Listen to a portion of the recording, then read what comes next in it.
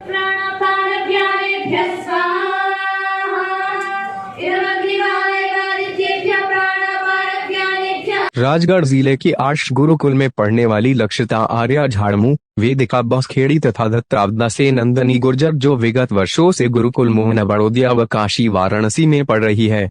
गर्मी की छुट्टियों में अपने गांव आने पर झाड़मू की बालिका लक्षिता के जन्मदिन के उपलक्ष्य में इन बालिकाओं ने वैदिक यज्ञ किया। वैसे वेदों में सनातन धर्म संस्कृति में जन्मदिन मनाने का कोई विधान नहीं है, परंतु वर्तमान समय की परंपरा के साथ मनाया तथा देशवासियों को पाश्चात्यकरण से बचाने एवं वेदों की ओर लौटने का संदेश दिया। इस दौरान विश्व कल्याण की कामना के साथ यज्ञ में वैदिक ऋचाओं से आहुतियां गांव के पूर्व सरपंच सत्यनारायण सोनी, आंगनवाड़ी कार्यकर्ता सुनीता सोनी, पतंजलि योग प्रचारक संतराम आर्य व सामाजिक कार्यकर्ता गोपाल जी आदि ने सपरिवार दी। यज्ञ कन्या गुरुकुल वाराणसी की ब्रह्मचारिणी मनीषा आर्य छिपा, राधिका आगर, जयश्री कानड़ ने मंत्र उच्चारण के साथ संपन्न करवाया। बालिका को शुभाशीष देने राजू वर्मा कानड़, किशन आगर, दीपक सोनी खिलचीपुर, राधे श्याम आर्य तथा गांव के जागरूक गणमान्य सम्मिलित रहे। समापन पर आभार व्यक्त करते हुए बालिका लक्षिता आर्य ने गांव वासियों को संबोधित करते कहा कि हमें अपने बच्चों को गुरुकुल पढ़ाना चाहिए,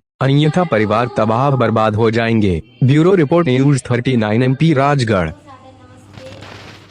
मैं आप सभी से ज़्यादा कुछ तो नहीं, बस थोड़ा सा बोलना चाहूँगी कि जो आप सभी के बच्चे हैं उन सबको आप गुरुकुलों में पढ़ाएं, क्योंकि गुरुकुल में वो शिक्षा दी जाती है जो बाहर कहीं नहीं दी जाती। गुरुकुल अर्थात गुरुओं का कुल, जहाँ पर गुरुओं की शिक्षा दी जाती है, और स्कूल अर्थात ईसाइयों का कुल, स्कूल जहाँ पर ईसाइयों के बारे में बच्चों को बताया जाता है। उनको बहुत गलत गलत शिक्षा दी जाती है कि नहीं, तुम्हारे भगवान तो डूब जाते हैं, हमारे भगवान तैर जाते हैं, तो तुम इनको मत मानो, इनको मानो। ये तो गलत शिक्षा हुई। और छोटे छोटे बच्चों को ये सिखाएंगे तो बच्चे वही सीखेंगे। और आज के जो बच्चे हैं वो हमारी संस्कृति को जानते तक नहीं कि हमारी संस्कृति क्या है।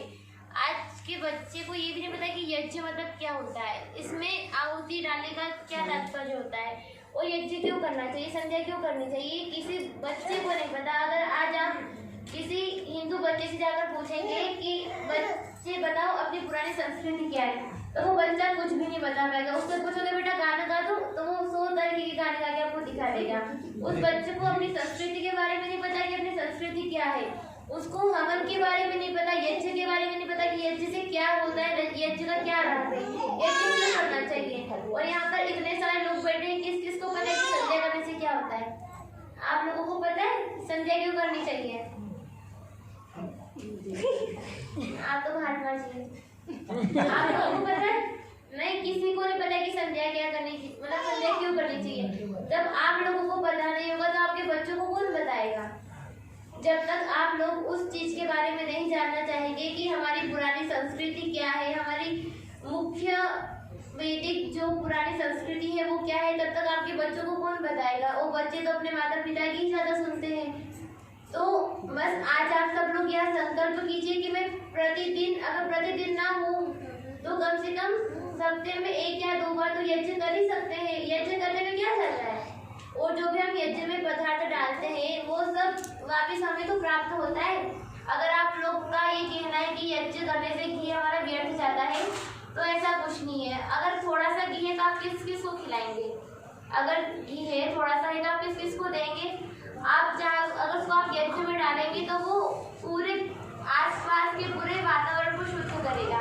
और यज्ञ करने से जिस घर में प्रतिदिन यज्ञ होता है उस घर का सदस्य कभी बीमार नहीं होता।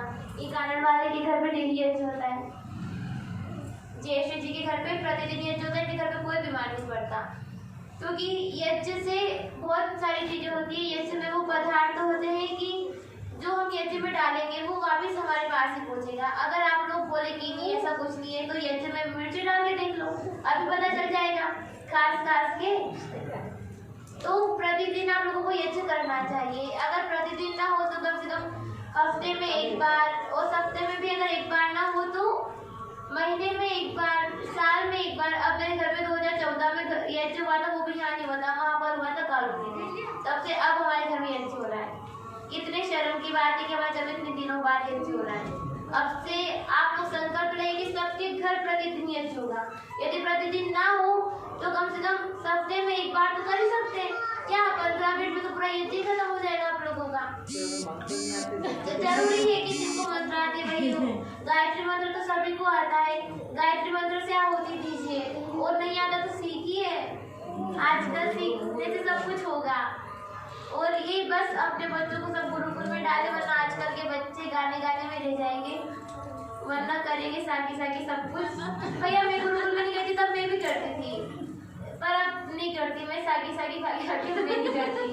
मैं गुरुकुल में जाने से पहले बहुत डांस करती थी, बहुत ज़्यादा ही, पर अब बहुत कम हुआ है। अब मैं इतना दिन नहीं करती जितना करती हूँ। और अग्नि ही सब देवों का मुख है। यदि आप जो कृष्ण जी को चढ़ाएंगे, राम जी को चढ़ाएंगे, सीता जी को चढ़ाएंगे, हनुमान जी को चढ़ाएंगे, तो उन सब का मुख तो यही है, वो सब अपने आसपास आके बैठे हैं। जब तक आप अग्नि को चढ़ाएंगे नहीं, तब तक कोई सा भी देवता आपका कुछ भी ग्रहण नहीं करेगा। चाहे आप कितनी देवता को पूज लो, कितने भगवानों को स्नान करवा लो, कुछ भी करवा दो, तो उससे कुछ नहीं होने वाला।